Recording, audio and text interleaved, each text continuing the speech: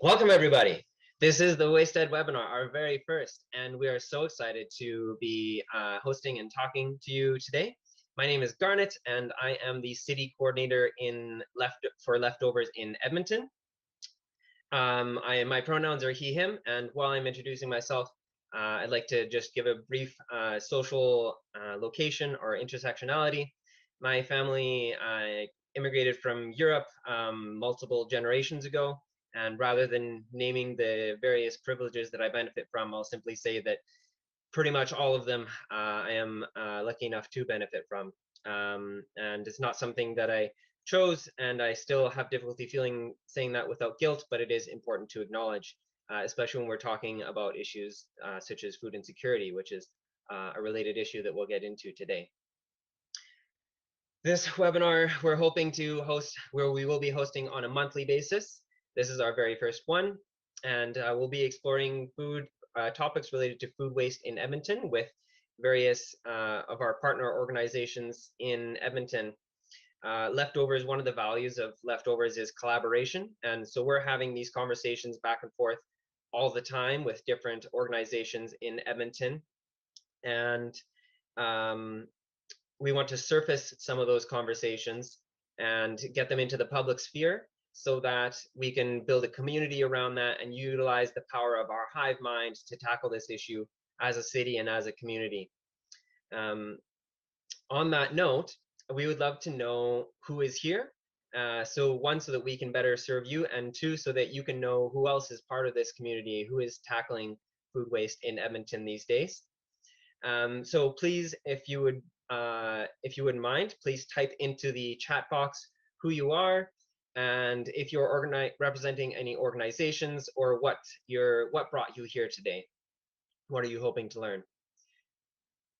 A couple other housekeeping notes. You may have noticed that this is being recorded, and we will be posting it to YouTube and also to Facebook or across our social media platforms. So if you do not want your face to be pasted across our social media, you can keep your video off for the time being. In particular, from now until when Tamisan ends her presentation, that would be great to have the videos off. After that, we'd love to see your faces and have it a bit more interactive in terms of our view. Questions.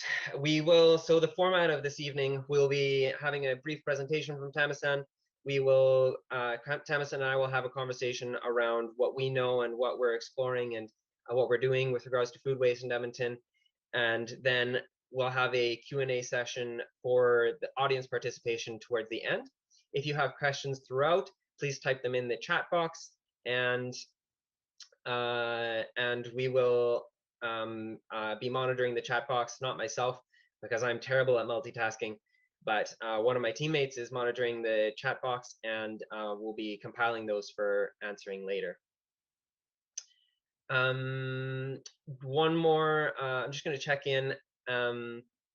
I see that we're looking for Tamisan's phone number, so I'm just going to quickly scan my email and get that to my teammates so that we can see if there's any issues with the with where she's at. So Alicia, if you phone that number I just sent to you, the extension 232, she also says in her voicemail, if she doesn't respond to that, she also says her personal number. Hope everything's all right with Tamisan. If Tamisan doesn't show up soon, I would love to make a immediate and radical suggestion of talking to Lourdes about the challenges of leftovers and the origin story of leftovers from Lourdes. If Lourdes is around and willing to do that, that would be a fantastic and wonderful backup plan. Otherwise, I hope that Tamisan comes in, and we will reach that when we get there. One more introductory piece that I'd love to do is to just do a bit of a treaty acknowledgement.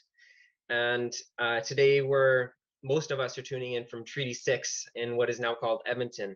The Cree name is Amaskwacis Waskahegan, And it's the Cree people, as well as the Dene, the Sioux, the Métis, Blackfoot, have all been in and around this this land for generations and thousands of years. And it's important to recognize that with regards to food security and food waste as well. From the food waste perspective, Indigenous peoples have a relationship with food and a relationship with land and a relationship with the plants and the animals that is very different from those of us in Western society. And it is a system that, and a thought process and a way of being that creates a lot less food waste. And we could learn a lot from them, and it's something to respect in their what they've learned. And also, on the other hand, I would love to acknowledge that food insecurity is disproportionately affecting Indigenous peoples now that colonization has taken away a lot of their culture and a lot of their way of being. And so if we can keep those thoughts in mind as we move forward, that would be fantastic. Yes, I think that's what I would like to say with regards to treaty acknowledgement. Hey, Garnet, this is Audra. Hey, Audra. Hi. If you want, I know Lourdes isn't here, and I'm like the less cool version of Lourdes, but I would love to tell the origin story of leftovers. Well, heck yeah. Let's do that then. Well, welcome, Audra, and thanks for stepping in. So for those of you who don't know, Audra is the interim executive director, as Lourdes has just taken or is about to take off on mat leave, or has already. I think already. She's at like 15%, which for Lourdes is like still full-time hours. Yeah. But we're so glad to have Audra taking her place. And especially in this moment, I'm so glad you came to the rescue. Hey. So yeah, tell us, could you first introduce yourself a bit more and how you got in with leftovers? Yes, I would love to. So my background is actually not related to food at all. I was totally converted by meeting Lourdes Juan. So my background is actually originally in theater, and then I went into some business work. I was a consultant in the startup space, and one of my clients actually for my consulting firm was Leftovers. And I got to meet Lourdes and work with Lourdes on kind of framing Leftovers as a bit of more of an innovative charity, and kind of helping her nail down what some of the initiatives were that she wanted to do. And through working on that project with her, I just fell in love with the organization. Not only does Lourdes have an amazing vision, but she is like the queen of picking the right people at the right time and really like aligning that purpose. Like I find I get so much out of my role at Leftovers that I never got even working for myself, which so that's my main compliment to her. And so because I've worked so closely with her over the last year or so, I've gotten to hear the origin story quite a few times. I think it's really beautiful. So I'll share a little bit of that now. Yeah, that'd be lovely. Go ahead. So the year was 2012. Lourdes's cousin just asked her if she would come and help pick up some bread from a local bakery and deliver it to his church, that they were going to do some food service at the church. And when they arrived at the bakery, it was actually so much bread that they wanted to donate. It filled up an entire carload, and then another carload after that. And the church actually didn't need all that bread. And so Lourdes just said, well, okay, I'm going to just go see if the drop-in center in Calgary will take this. So she loaded up her car for the second time and drove over to the drop-in center, and they said, oh yeah, we're going to use this up by tomorrow morning, probably, because we serve over 3,000 people a day. And not only was that like new information for Lourdes, but she just couldn't believe how much bread was available to be donated, and how thankful the service agencies were, how integral it was to their operations kind of receive donations like that. And so, oh, Lourdes Juan has just entered the waiting room. So she's going to come in right as I'm telling her story. Anyway, so at the time, she was working as an entrepreneur. She was starting a spa. She was starting Hive Developments, which is her development company. And so she was working out of coffee shops pretty much all the time. And so when around closing, she would just go up and talk to them and say, hey, if I come back right after you close, will you have food for me to take to some service agencies? And most of the time people said yes. And so that kind of started this little grassroots thing of Lourdes in her car driving around and picking up food. And you know, anybody who's met Lourdes's family knows that they all just hop on board with any new thing that Lourdes is doing because they're really supportive and wonderful. And so she started getting her sisters involved, her brother-in-law, anybody that she could to kind of deliver this food. And so it grew from that to being something that needed to be managed in spreadsheets. And then in 2019, there was an app developed to make things a little bit easier, more streamlined. The app was built by 4 high school students, 4 high school girls who were learning how to code. And over the last year has been just an insane amount of growth. And we're kind of where we are today with, you know, just about 30 staff and over 600 volunteers signed up on the app. And so it's been quite the journey. And the thing that I love about it is that it's all about kind of the small things that you can do in your day to really move the needle on food waste and food access. So I feel very thankful to be part of a community that really believes that we can all make change when we work together. I hope I did the story justice, Lourdes. I know you're just popping in, so we'll see tomorrow when I show up for work if Lourdes is like, good job or bad job.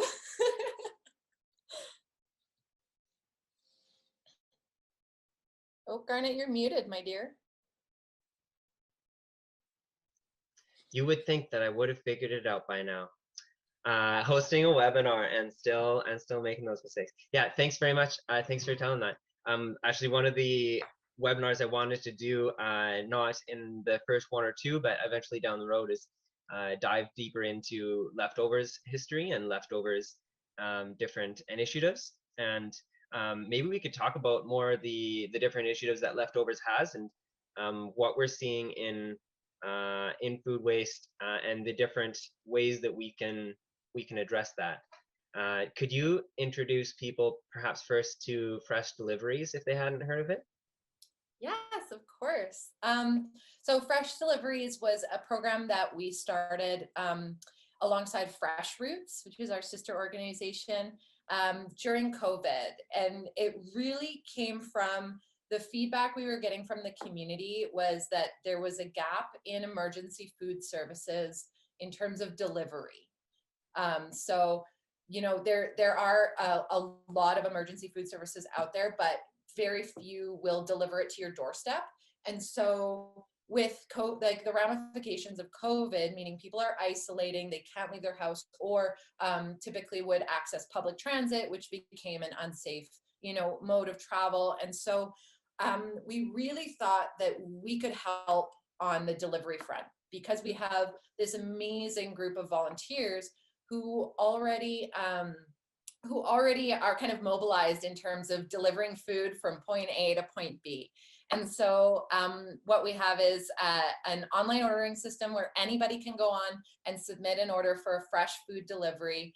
And it will get delivered by one of our amazing volunteers through the Leftovers app. And it'll get delivered right to your doorstep. And I see that Tamisan is in here now, and so I'll end it on that note. If you need more information on the Fresh Deliveries program, please check out our website. And I will leave it off to Garnet to keep going on this amazing journey. Thank you so much. Thanks, Audra. Hi, Tamisan. Welcome. Oh. You know when your day does not go as planned and you have everything arranged and then chaos ensues? Yeah. And then nothing seemed to work and you want to just cry a little bit. So my absolute apologies to everyone. That's all right. Anything you need to get settled in more? I don't know, probably not. We're good. Everybody Okay. else is wonderful for staying on board and staying with us, I think. So Yeah. big applause, and I can jump right into it. Cool. Awesome. Well, thanks, Tamisan. Yeah, we just had a brief chat with Audra, who's the interim executive director of Leftovers. So it was really great to get a little background, and there's lots of support. So we got this. But yeah, welcome, Tamisan. So good to have you on. It's a pleasure, and I look forward to sharing so much about the food bank with everybody. Yeah. Maybe I'll just pass it off to you right away. And you have a short presentation prepared for us, and then we can go into some more in-depth conversation after that. Definitely. So I'm going to try now a screen share. Looking good. Now, can you see slides? Yep. We're seeing the, yeah.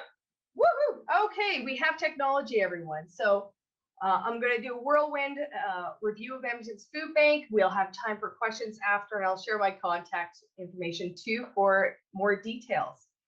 So we envision a community where no one goes hungry at Edmonton's Food Bank.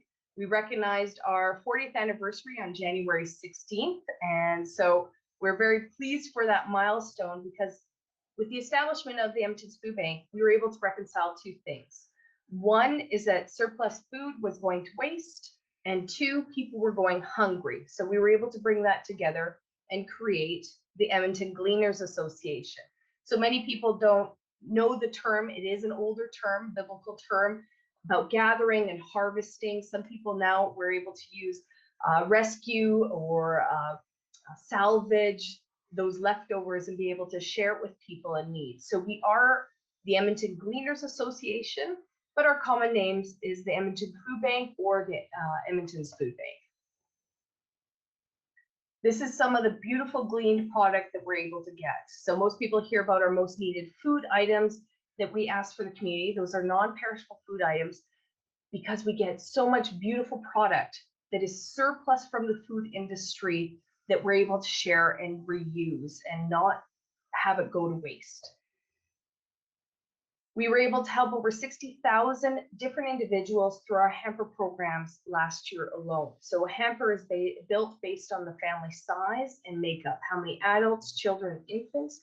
They're quite generic. However, people are able to tell us their dietary needs for those hampers, whether they're celiac, diabetic, or any other supports that they need, whether it's toiletries, maybe diapers, or feminine hygiene products as well. And this is a self-referral program that somebody needs our support, that they refer themselves and give us a call, or they're working with a social worker that is sending in their information for us to set up their hamper for them. You will hear us say that we serve about over 20,000 people a month, and that's because those 60,000 people are needing us for a variety of reasons in their life. And of course, the average amount of time people need our help in 1 year is about 4 times they'll need a hamper from us. They have other supports, and we try to encourage them to make sure their taxes are done so that they can access other tax breaks or child tax credit and those kinds of things that are triggered through other avenues of support in the community. We work collaboratively with over 250 other agencies, churches, food depots, and shelters in Edmonton. We're actually set up as an organization to redistribute food. So we're gathering the food and redistributing it out so that where other organizations and other charitable groups can focus on their areas of expertise. They don't have to worry about gleaning food, coordinating food, having those freezers and coolers, and just picking up food from the food bank. They help offset all their costs and able to do the work they're doing in the community, which is vital. With those organizations that we're supporting, we're able to provide the 350,000 meals and snacks that they're serving out in the community. So this is a beautiful picture of one of our partners. It's Mark from Hope Mission, and Hope Mission comes in 2 to 3 times a day. So he follows the trucks as they're going out, gleaning this food from the food industry, bringing it to our warehouse, and he's watching and seeing what's come in. And then he gathers the stuff that he knows that his organization can use and brings it back to the kitchen. And that's when the kitchen creates their meal plan. So it's a little bit of a reversed ideology about let's go shopping, then build a meal plan. Nope, we're going to go shopping and then build the meal plan so that we know how we can use everything more efficiently. Less waste, and it's better for the environment. We have 2 warehouses that are a 1-minute walk between them. We have our primary warehouse, the main warehouse where all the food is being built, and that's where our agency partners go. And then we have our annex that is just, again, 2 doors down. That's where we have our learning center. We have the Salvation Army Pathways of Hope, my resource development communications team, as well as our call center for our clients to call into is based out of the annex. We moved 4.8 million kilograms of food last year and shared that with the community. This is a wonderful shot of the warehouse.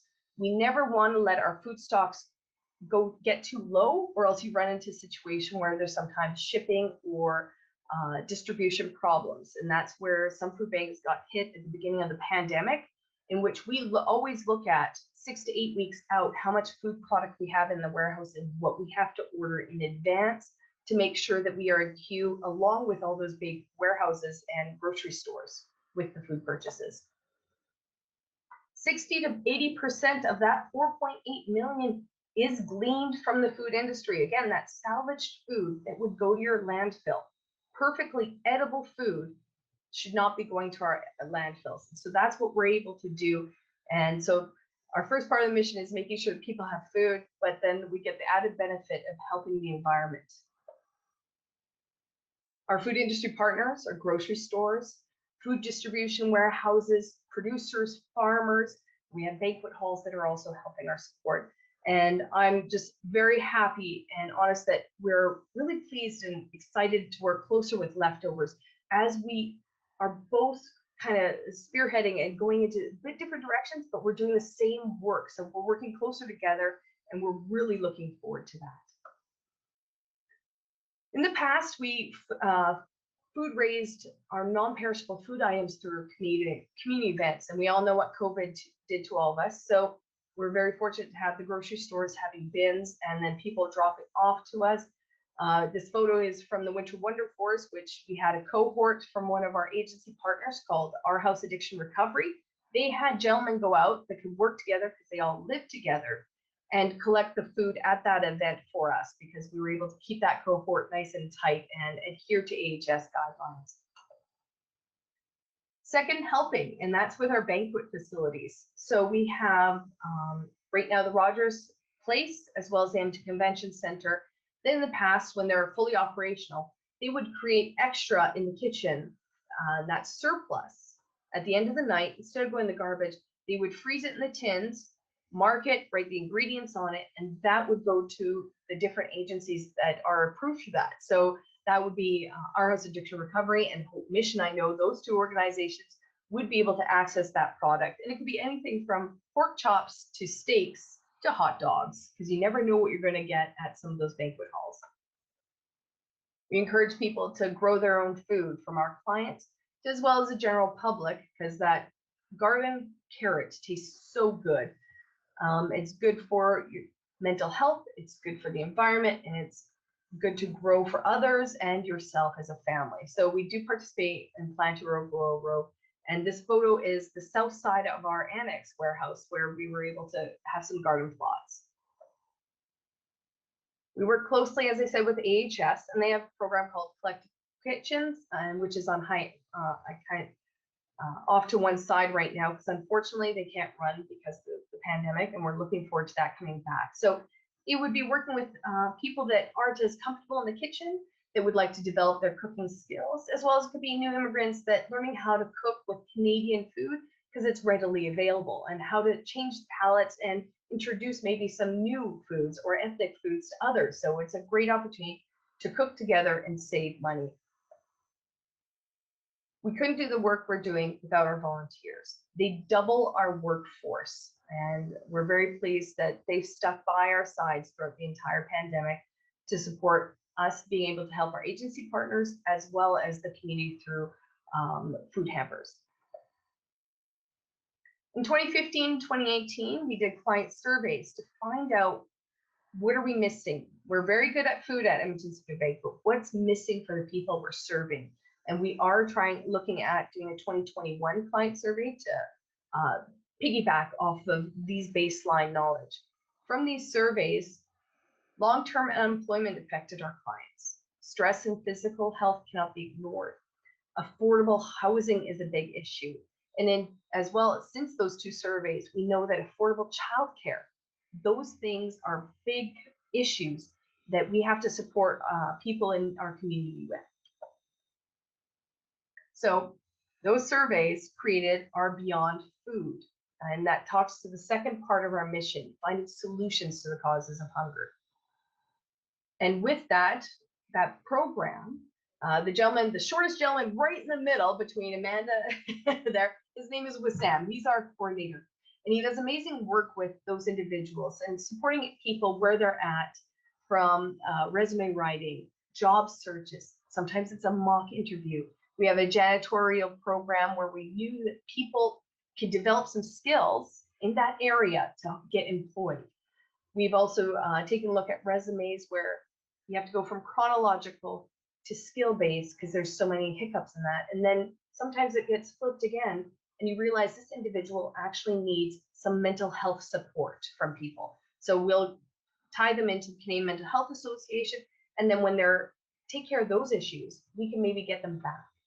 In addition to that, we're very fortunate that we have groups like the Edmonton Community Foundation and some private donors from TD, and we're looking at more that will actually pay for safety tickets for individuals coming to see us, because we want to stop that vicious cycle that I need to get a job, but I have to get this safe food handling ticket. That safe food handling ticket costs money. So I need to, how do I get that when I have no money? But I need money to be able to get the ticket. So if we can get people and trained, if we can get that learning for those individuals and help them, then we hope that that would decrease their need and of the food bank and become more food secure and have less risks of the poverty. Like many others, we've had our challenges from the pandemic from the start. From March 11th, when the pandemic was declared, to the 13th, when everything was on shutdown, to Sunday the 15th, when I was in here with our executive director, moving tables and chairs out of our reception area to make sure we can adhere to that physical distancing so we don't have to close. We had masks and gloves mandatory in our facility from the onset. And of course, funding from the provincial and federal governments actually all went to purchase food to make sure, again, that we have those resources and that food stock available to all of our agency partners as well as people in our community. I have to say that some great things came out of the pandemic for us, that we're working closely with groups like Drive Happiness, and they're helping us deliver directly to the most vulnerable people that don't have other supports and that who have tested positive or are in isolation. They can't just order food. So we're making sure that their deliveries of their hampers can go straight to their homes to them. And so this is a whirlwind, and I think that is all for now. And I'm looking forward to answering questions and having those conversations with everyone. Fantastic. Thank you so much, Tamisan. That was insightful, and I'm learning new things about the food bank every time I hear one of these presentations. If you wouldn't mind stopping the screen share, that would be awesome. Excellent. And then one of my teammates. Yep, great. Okay, we're both spotlighted. All the technical challenges are here.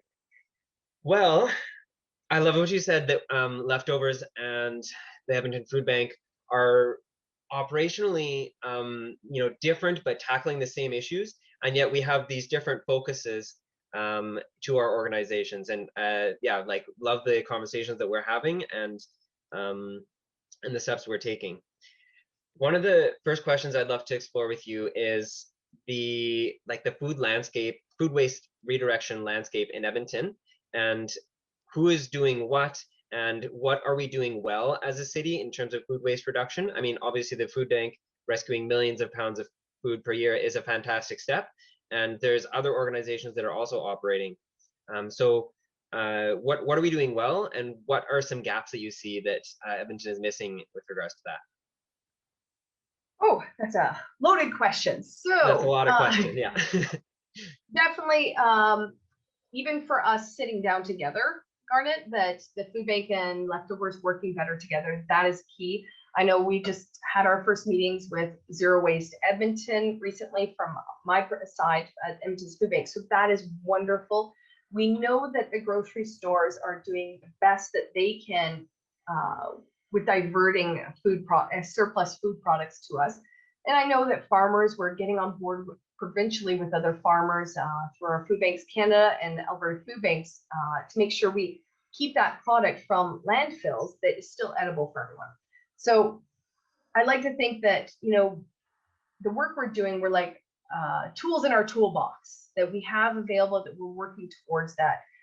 Some of the biggest gaps I see, though, is for us as individuals and the education that we have to get out there and be able to get people to understand the biggest difference and the challenge we have: best before, expiration, packaged on, all those dates that seem so confusing to everyone, including us on our end. So we have to really watch that. If we're able to get a handle on that and share that with everybody, maybe we'll have a different stance. We've even had people say that they've thrown out product and it said best before MA and the date. It's like, wait, if it says best before the MA, it's actually meilleur avant. It's the French equivalent of best before. It's not May. So it's not way past that best before date. It is just how that's written. And even I've seen some of them. I have no idea what some of those dates are, because it actually is a packaged on date, but it's still fine. So Food Banks Canada says 1 to 2 years to 3 years on canned goods. Realistically, close to 7 years is fine with our canned goods. And we have to get closer to our food and maybe get more intimate with our food and take a look at those cans and make sure that they're not bloated, not rusted, they don't have those sharp dents. When you open your cans, if it makes a funny sizzling popping sound, maybe you shouldn't eat it. Maybe you should throw that one away. But if it doesn't, it should be good. Dairy products, from yogurt to sour cream and cottage cheese, it's cultured dairy. Take a look at it. If there's no mold on it, it's been transported fine, you can eat it past that date. It's not an expiration date, it's a best before. The milk in my own fridge, I have to smell it every day because I'm like, it's still good. Pour it in your coffee, it's still fine. It doesn't curdle, it smells okay. It's 4 days past that date. But then I've also had milk that I'm like, why does it smell bad? I still have 6 more days left in it. So we have to get more intimate with that food and know how to use it. Take a look in your fridge, and when you see that spinach, you're like, I'm not going to eat it. Oh, but it might go bad in a day or so. Boil it. That's what bad spinach looks like in the first place, and it gives you a couple extra days on it. So again, it's the lack of understanding and knowing how we can use our food, and going to that fresh food first and use the packaged food secondary. We need to take that to heart now, and that's kind of one of the gaps that I see. Industry's looking at it. I know that we've written letters to our government about those best before and expiration, because people look at best before or packaged on and they see it as an expiration date. So we have to get government to change that, I guess, criteria for things. And then again, as individuals, what can we do as an individual to support this? And there is realistically some product you do have to throw out. There's no way we can salvage it. It's not good for people, and it's not good for even animals. And it could be that soft cheese that does have mold on it. So you as an individual, you can't cut it off. The hard cheese, you can cut it off and it'll be fine, but the soft cheese, you can't. So we have to always take that into consideration. Yeah, I definitely see the disconnection of people to food. I actually grew up on a small farm, and my mom's personal mission is to reconnect people with food. So that's like all close to heart. I'm curious, do you think that then the majority of food waste is happening at a personal level rather than an institutional level? I think I guess it'd be my perspective. I see the industry doing the best because there is a low profit margin for farmers. There's a low profit margin for these stores and these distribution chains. So they're going to do the best they can to save and get the most bang out of the buck. As individuals, yes, I see that's where, even in my own household, I have to argue with my husband. I'm the one that will eat all the leftovers no matter what, and open that can of beans that has 4 years past that best before date and eat it, because I'm like, no, I don't like seeing food go to waste. But I can see where we haven't gotten that opportunity to get to know our food better, to know how the food comes into it, to know how things are processed even. So I think that we can do stuff as individuals a little bit more. And then, of course, I'm very pleased that the work that we're doing at the food bank with leftovers and everything, that we're doing what we can do to, again, keep that industry down as best we can. Yeah, totally. Okay, next question. I would love to hear a couple of things that you touched on in your presentation with regards to the foods that people need, and whether it's dietary restrictions or culturally relevant foods. And then there's also, you don't really necessarily control which food is being donated by our different organizations. So how does that line up? Is the food that's being donated the same food that the people need? And is there more food being donated than people in need, or vice versa? What's that relationship like? Well, all the food that comes into Edmonton's Food Bank, we have volunteers that sort through. So that's where we put like items together. So Asian focused foods will go together. Celiac friendly foods will go together. We will have pork free section, and then you have your regular, your pasta sauce, your canned meats and everything. So we do have a formula with our generic kind of base hamper products that go into it. And then, of course, all the fresh stuff on top of it that goes in. So I see that there's definitely a lot of more ethnic food than we can actually use sometimes. However, that's where some of our regular hampers, they will have extra soy sauce in it or something, because we're like, okay, well, we have an abundance of soy sauce. We just need to move some of this extra out. And it's a surprise sometimes for some individuals that may not have asked for that specific ethnic food. Our agency partners that come in, we have it in bulk on shelves that they're able to go through and figure out what they can use. And then, but realistically, the food that we're using, for whether people think that it's not culturally appropriate, it is Canadian appropriate. So we do work with groups like Islamic Family Social Services. So they understand the needs for that community with new immigrants. So they'll place an order with us what they're in need of, whether it is oil, flour, potatoes, or anything like that. So we'll make sure that they get access to that. And we'll ship it to them. They'll be able to build the hampers. And we encourage people that are of the Muslim faith, that are new Canadians, to go through that organization, because again, they understand the culture, they speak the language, and then they can add extras in, because unfortunately we don't work with halal meat. We do get meat product, but not necessarily halal meat. So we do try to do that partnerships to make sure that individuals get access to the right culturally appropriate foods. And even our Indigenous populations, we were the first food bank that's outside of a reserve and settlement to be approved with the Alberta Hunters Who Care.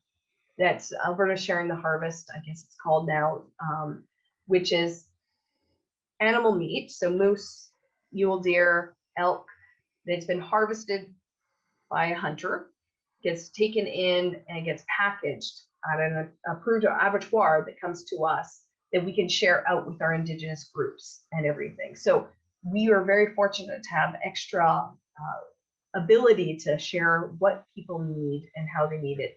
And again, sometimes it's good to meet people at that cultural level, and we're looking forward to sharing how people can use the readily available product that we're growing here in Alberta with them too, in turn. Because again, it's wonderful to have that ethnic food, and we want to encourage that. We love eating it. But when potatoes are a staple food item here in Alberta, it's always grown.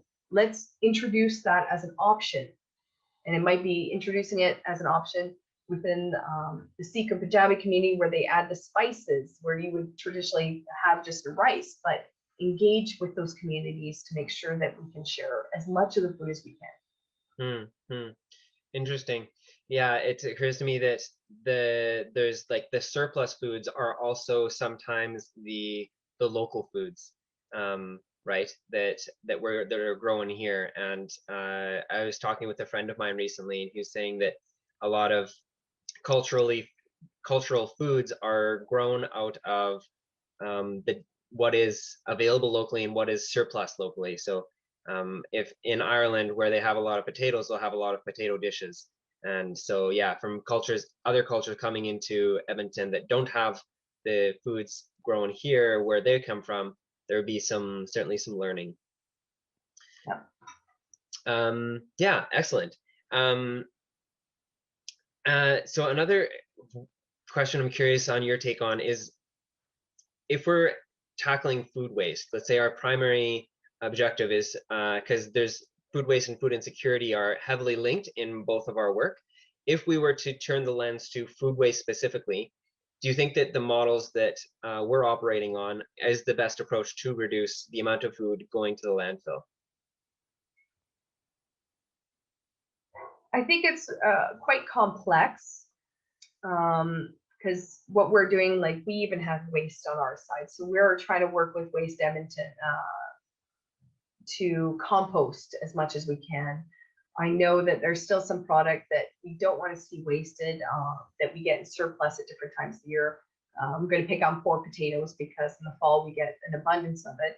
But this year we actually rented a semi-trailer, refrigerated and heated trailer that we're just finishing up using all those extra potatoes from the gardens and the farmers that we got in. So those pallets and pallets of unwashed potatoes, they do keep, but you have to keep them temperature guarded. So we're doing our best on that side. It's always that we can always do more. And whatever that more is sometimes it takes us to sit back, okay, there will be a cost to that more. And how can we actually do that? And I watched, I think Zero Waste Edmonton's webinar where Mike was talking about repurposing. And I really valued, instead of just recycle, let's repurpose.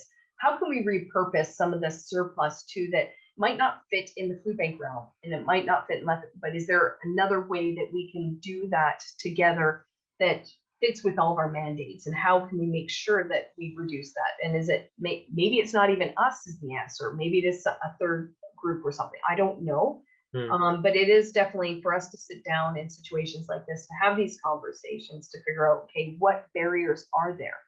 Is it actually a willingness to, who cares what happens, or is it a cost prohibitive? We have these great ideas, but maybe we have to wait a couple of years to see that, oh, well, some of the technology has to get a bit more advanced before we can take something and turn it into something else. And I maybe, feel like there's, go ahead. Oh, sorry, I was gonna say, I know that they're building some incubators in South Edmonton. Maybe we have to have our own kitchen there or something, Garnet, that we get surplus from us and you, and we get it all together and we're able to share. Yeah, lovely dream. Yeah, I love the idea of when you have excess food, somehow turning that into meals, preserving it somehow, and then it, like extending its life through a longer period of time. Maybe that's one of the solutions and that's the kind of solution that I would love to come as a precipitation of these conversations out of this webinar. I think I'm just going to ask one more question. Oh, go ahead. Well, I think there's a question on the side though in our chat. I don't know if we can jump that, or we ask you. You ask. I want to get one more question in, and then we'll go to questions from the audience. Yeah, because we'll reserve at least 10 minutes at the end for audience questions. I have a general question. We saw the mission of the food bank briefly. It's rescuing food and feeding people. And what are some of the primary barriers the food bank faces to accomplishing that mission? Say if your goal is to reach a point where you no longer have to exist, what is the barriers to getting there?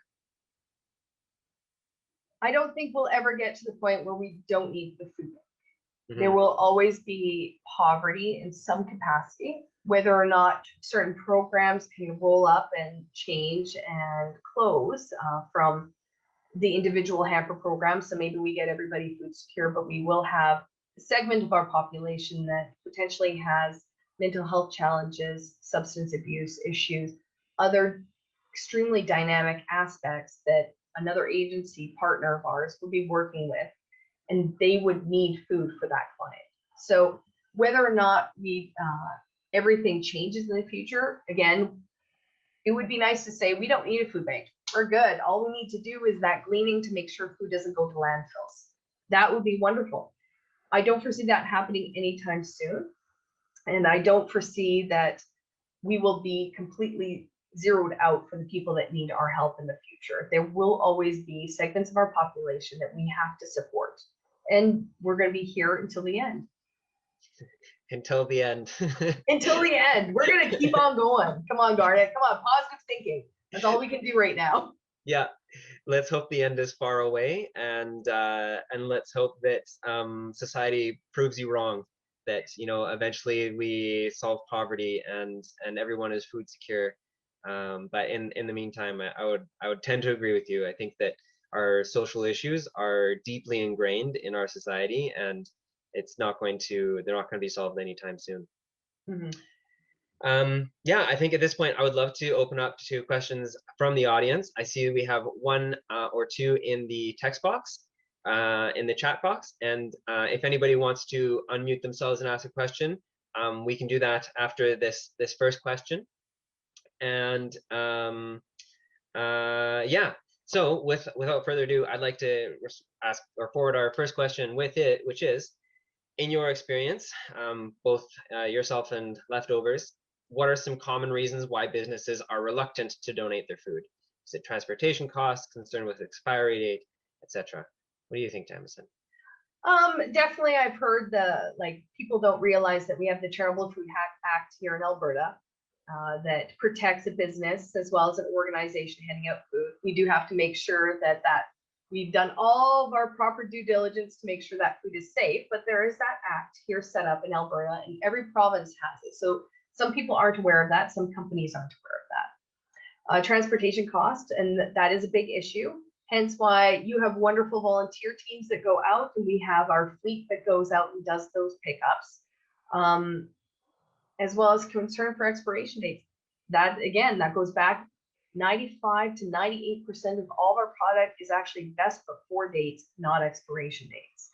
The biggest expiration dates is actually baby formula, Boost, Ensure, Tetra Packs for soup, and those juice boxes. Those are really expiration dates. Baby food we treat as an expiration date at Edmonton Food Bank, mostly because people will just throw it out anyway. It's whenever you add nutrients and add things to a lot of so vitamins, minerals, and everything like that breaks down. So that's where you have sheer expiration dates on products. What about you? Do you want to pipe in on that one? Yeah, yeah, I think that's really accurate. And something that I've run into several times is, especially when I'm phoning chains, that there's nope, sorry, company policy, we don't do that. And that one is really challenging to me. And maybe that's something that requires national pressure or provincial pressure. But that one, is that something that you run into as well? When Walmart and Target first came to Canada, Marjorie, our executive director, and I had to review, I think it was almost 50 pages, legalese for the document to sign off on, as saying that we won't be selling the food product collected, that it's gleaned, it's free, and we won't be suing, and that we have all of our checks and balances in place, and that we're not going to be diverting money to terrorist organizations or anything like that. So it was astronomical. But again, it's those companies obviously have gone through things, and again, they're head companies, so they have different stipulations. It is hard, and it's a lot of work and a lot of administration to get through and difficulty. So that's for sure. But I know we've been able to navigate some of them. Some of them we're still trying to navigate at this time. Yeah, certainly. Yeah, that one is one of the most challenging. I'm very a grassroots person by nature, and when I run into these corporate multinational roadblocks, I can't deal with it. I just phone up some more local cafes, and they're all like, yeah, we'd love to. We love food rescue organizations. And that brings my heart back up when I continue going. So you just have to call one of the big businesses and then go back to one of the small locally owned and go, okay. Yeah, yeah, recuperate. exactly. Yeah, they care. And that's like getting in touch with your food as well, and getting in touch with what's real and local for you. Mhm. Next question, comments on universal basic income and the potential for that to solve the world's problems, or at least alleviate some of our food insecurity challenges. Yes, so I feel as though we kind of test pilot that when CERB was introduced in the, I guess, early spring and into the summer with some of that. So our numbers, January, February, March of 2020 was going straight up. Like March was the highest March we've ever seen in our history as an organization. And we know what happened in March. So it was going straight up. All of a sudden, April kind of dropped and plateaued. May, June, July. And so we saw at the food bank that there was a drop and people were a little bit more established.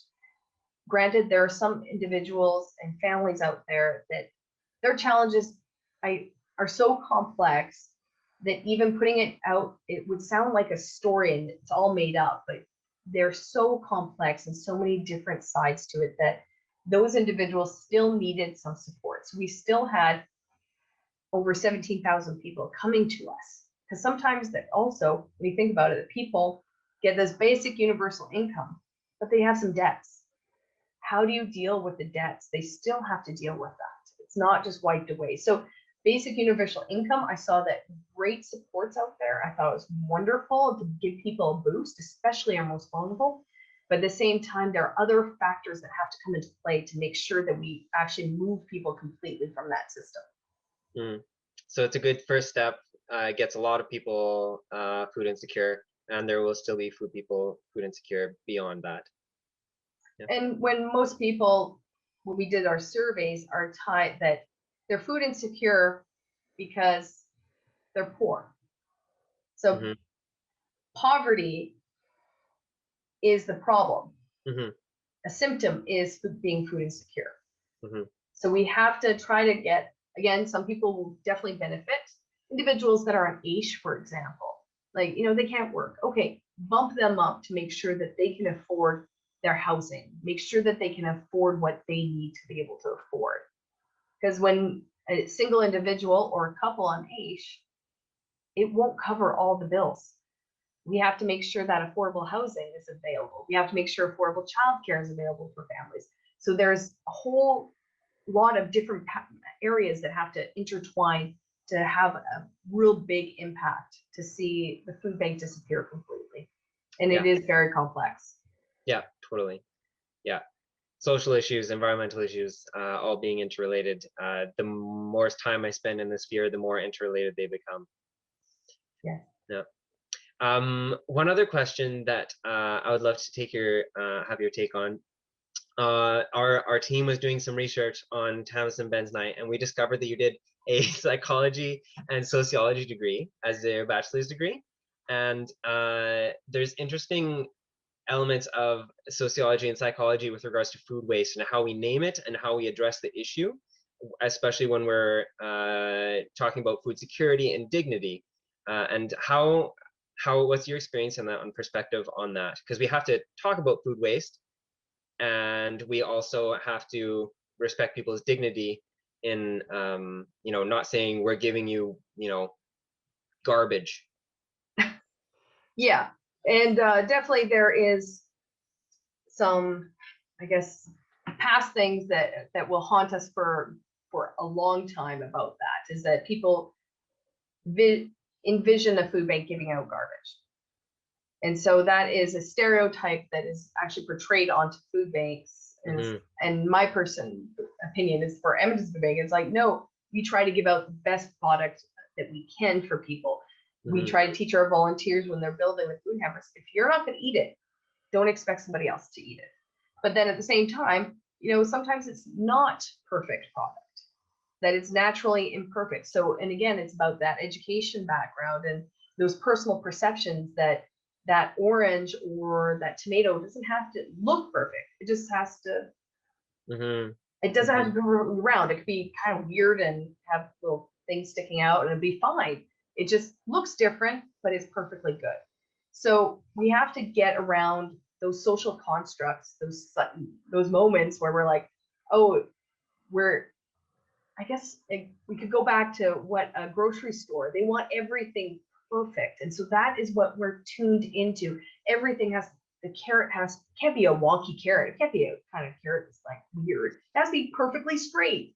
No, it doesn't have to be. So we have to change those constructs in our own mind. So that's hard to do on an individual basis. And then we have society that perpetuates that. When we see our commercials for our food commercials, when you see those perfect camera shots that come in, zoom in, and you see it, it's all wonderful. So that is a very difficult thing to, I guess, counteract. And people's personal perceptions where they say, well, I want to keep my dignity. I don't want to have to go to the food bank. Again, the hardest things to ask for in this world is, I'm sorry, I need help, and what was it? Worcestershire sauce. Like those are the three hardest things in the world. Like, how do you ask somebody for help? And maybe it is more of a construct too, that we should feel bad about asking for help. And we shouldn't. Mark, our director of operations, was at a CBC Turkey Drive event about 4 years ago, and there was a gentleman watching from a distance, an Asian gentleman. He's watching, and then he walked up and grabbed the flyer and walked away, read the flyer, and came back, and he was like, "You don't shame them." And Mark's like, "Excuse me?" It's like, "You don't shame them." He's like, "No, we don't." He's like, "Back home, we shame, like what they would do in China is that they would put a table, fill it up with food, call the cameras, and ask and tell the poor people to come get their food in front of the camera, and they would shame them." And we're like, "No, we don't do that here. We don't do that. We don't show." If you see faces on anything behind me, these aren't faces of clients. These are faces of other random kids. And I think the little girl is, I think she's 12 now, but she's a friend of the food banks, right? So, we don't shame people. We want to help people. And this gentleman went back home and he started a food bank in China, modeling that not to shame people, to give people that dignity, give them the food that they need. But again, from our side of it too, is that we have to understand that the food isn't going to be that picture perfect food, because it is gleaned from the food industry. It is that wonky carrot that doesn't quite fit in that bag. It is that bag of apples that one is rotten, but the rest of it is good. So for us to reuse and to make sure and to have those conversations with people, that we don't have to be ashamed to ask for help. I ask for help on a daily basis, and I still always need help. So, but I've had to ask for help from my family. Where I am right now is because I've asked for help from my in-laws to help us get to where we are. It's okay to ask for help. And I think that is the hardest thing for us to get over as individuals. Yeah, that's like a heartfelt note, and I feel like that's something that we can close on. I'd love to chat more, and there's a bunch more questions, but I think that we've committed to our 7 o'clock end time, and although we could continue till 7:30 or 8 o'clock, I'm sure with the questions, I think we will end there. We'll send out Tamisan's contact information, if that's all right with you, Tamisan. I think I just put it all in the chat. So because I saw some great questions there that Shailene and everybody has been asking. So I think that's really good. And I would love to answer them and share my perspective. Totally, yeah. And everybody out there is welcome to reach out to Tamisan to have those questions answered. And I'd also be happy to add in any leftovers perspectives that we have. We'll also be sending out a survey and a follow-up email in the next week or so. So with that, thanks very much, Tamisan. I think we'll call it a success as our first ever WastED webinar, and looking forward to more. Any parting comments? I'll be on time and I'll be able to log in properly. I can do this. I had to ask for help. My apologies, everyone. No problem. Yeah. Glad we made it through. Our next one, we're planning to host Julia from the Multicultural Health Brokers at the beginning of March. And I'll just give a shout out also to the entire Leftovers team who helped put on this webinar. Although I am the face on your screen right now, it was not me who created this. It was definitely our whole team. So thanks very much to everybody. And thanks for tuning in. And we hope to see you next time.